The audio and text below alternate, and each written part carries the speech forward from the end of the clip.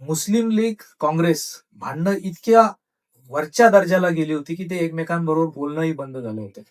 त्यामुळे ज्यावेळेस फाळणी करायची ठरली दोन्ही देशांची, कुठले भाग कुठल्या देशाला मिळालं पाहिजे, कुठली शहरं, कुठली लोकसंख्या, तर हा फार क्रिटिकल भाग होता.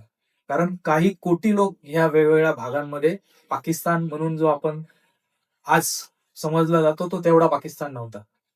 पाकिस्तानचा खरा 2 पार्टमध्ये पाकिस्तान विभागला गेलाय. एक तर आपल्या पंजाब पासून वरचा पंजाबाचा भाग, काश्मीरचा आता जो दुर्दैवाने पाकव्याप्त काश्मीर म्हणतो आपण तो, आणि अफगाणिस्तानला लागलेल्या बॉर्डर पर्यंतचा पाकिस्तान आता आहे. ज्यावेळी फाळणी झाली, त्यावेळी बंगालमध्ये पण बंगाल हा मुस्लिम बहुल भाग होता. जो बांगलादेश आहे, तो आपला भाग होता. तो पूर्ण बंगाल एकत्र होता. तो नंतर पश्चिम बंगाल आणि बांगलादेश असा झाला. तर ह्याची फाळणी कशी करायची, याचे तुकडे कसे करायचे आणि कुठल्या देशाला कुठला प्रांत द्यायचा, याचं ठरवण्यासाठी ब्रिटिश सरकारने एक निर्णय घेतला.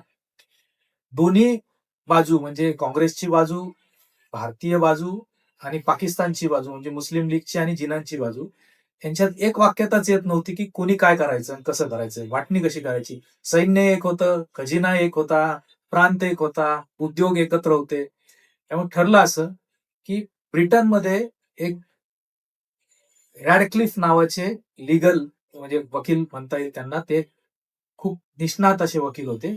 त्यांच्या गळ्यात ही जबाबदारी मारण्यात आली. त्यांना बोलावण्यात आलं.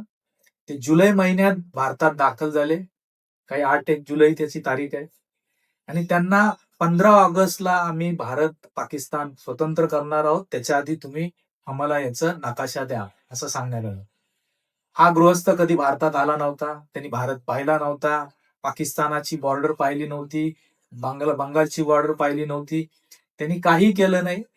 त्यांनी ज्यावेळेस माउंट बॅटन हे गव्हर्नर जनरल होते, त्यांच्याकडनं माहिती घेतली. 2-2 काँग्रेस आणि मुस्लिम लीगचे लोक त्यांनी सहकार्य म्हणून त्यांच्यासाठी बोलवून घेतले फक्त. नकाशे घेतले, माहिती घेतली आणि त्यांनी त्यांचे नकाशे तयार करून स्वातंत्र्य जाहीर व्हायच्या आधी भारतातनं निघून गेले लंडनला.